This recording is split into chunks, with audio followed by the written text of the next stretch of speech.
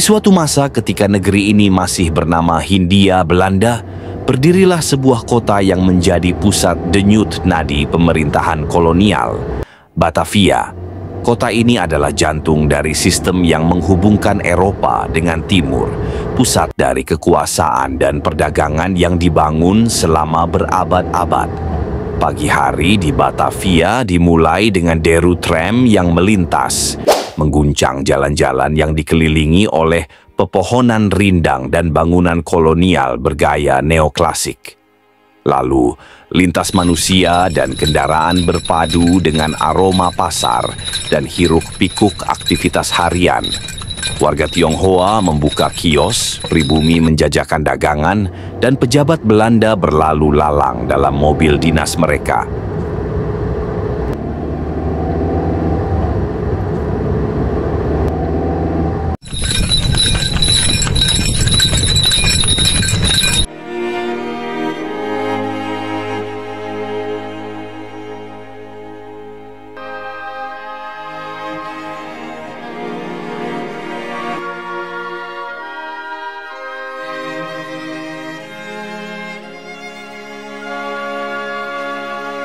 Di pasar-pasar, suara tawar-menawar terdengar bersahut-sahutan.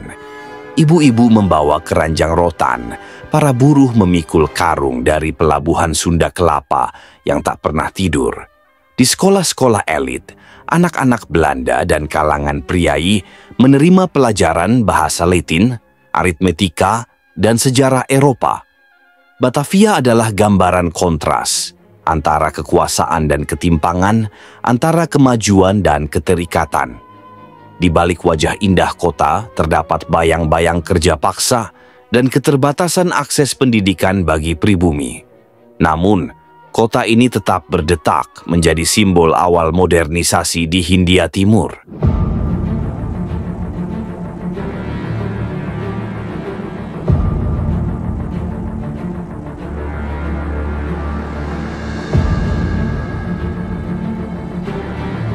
Beberapa ratus kilometer ke timur, di dataran tinggi berhawa sejuk, berdiri kota Malang.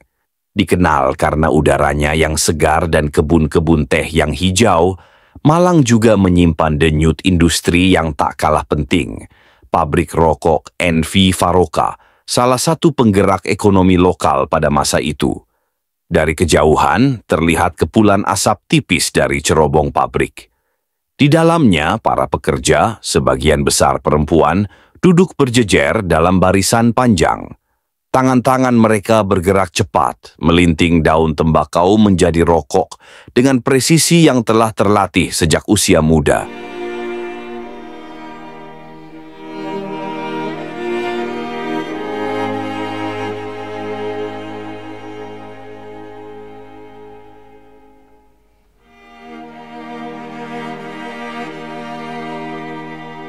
Ritme kerja diatur dengan ketat. Setiap pekerja memiliki target produksi harian. Meski upahnya kecil, pekerjaan ini tetap menjadi tumpuan harapan banyak keluarga. Beberapa anak ikut duduk di pojok ruangan, menunggu ibunya selesai bekerja. Tidak ada pendingin ruangan, hanya kipas dan jendela terbuka yang memberi sedikit kesejukan. Mesin-mesin cetak label dan pembungkus bergerak tanpa henti. Tembakau datang dari berbagai daerah, Temanggung, Kediri, Jember. Semuanya dikemas untuk memenuhi permintaan pasar lokal maupun luar negeri. Rokok bukan sekadar produk, melainkan komoditas yang mencerminkan hubungan ekonomi global yang mulai menancap di tanah ini.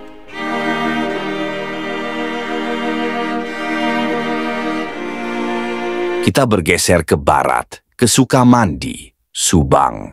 Disinilah terbentang lahan-lahan rami yang luas. Tanaman ini, dikenal juga sebagai sisal, memiliki nilai tinggi dalam dunia industri. Daunnya yang berduri diolah menjadi serat kuat, bahan dasar pembuatan tali, karung, dan tekstil kasar. Di bawah panas matahari, para pekerja mencabut daun rami, mengikatnya dalam bundelan besar, lalu membawanya ke tempat pemrosesan.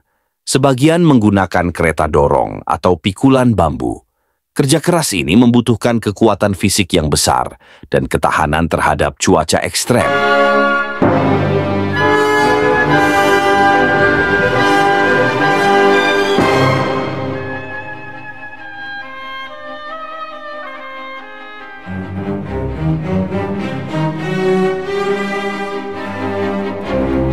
Setelah panen, daun-daun ini dimasukkan ke dalam mesin pengurai. Seratnya dipisahkan dari daging daun dengan teknik pemukulan dan perendaman. Hasilnya kemudian dijemur di bawah sinar matahari hingga kering dan siap dikemas. Rami dari Sukamandi dikenal memiliki kualitas tinggi, digunakan hingga ke Eropa dan Jepang. Tanaman ini adalah simbol dari kerja kolektif dan ketekunan. Di balik setiap serat tali yang kuat, tersembunyi keringat para petani dan buruh yang tidak pernah dikenal namanya, namun merekalah yang membangun ekonomi bangsa secara diam-diam.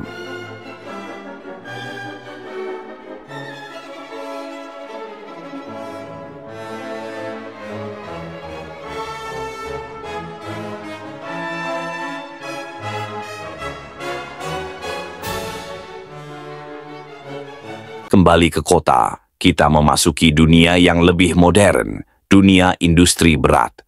Di sebuah pabrik kertas dan kain, terlihat mesin-mesin besar bekerja tanpa jeda.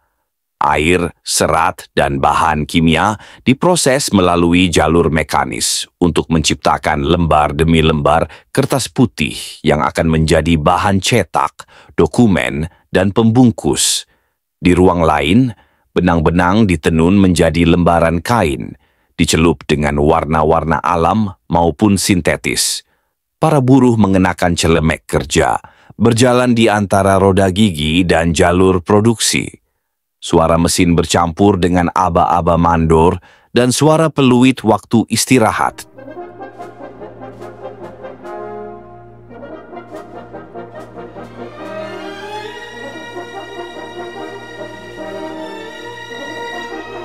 Meski tampak modern, kehidupan di pabrik tetap menyisakan realitas yang keras. Gaji rendah, jam kerja panjang, dan minimnya perlindungan buruh menjadi isu yang senyap di tengah gemuruh mesin. Namun bagi banyak orang, ini adalah satu-satunya jalan untuk keluar dari kemiskinan dan menyekolahkan anak-anak mereka. Kontras kelas terasa tajam. Pemilik pabrik hidup di rumah-rumah besar dengan taman bunga, sementara para pekerja tinggal di barak-barak sempit di pinggir kota. Dunia ini memperlihatkan wajah asli dari industrialisasi kolonial, kemajuan yang tidak selalu adil.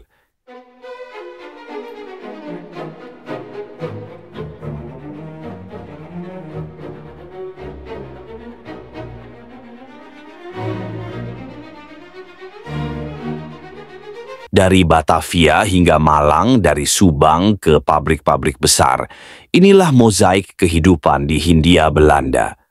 Sebuah masa ketika warna-warni modernitas mulai menggeser pola hidup lama.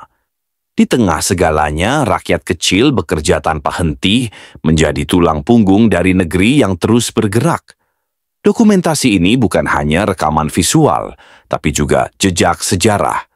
Ia mengingatkan kita bahwa di balik produk-produk yang mengisi pasar dan kota, selalu ada manusia-manusia biasa yang membentuk fondasi peradaban. Satu linting rokok, satu lembar kertas, satu helai kain, satu kota yang tak pernah benar-benar tidur.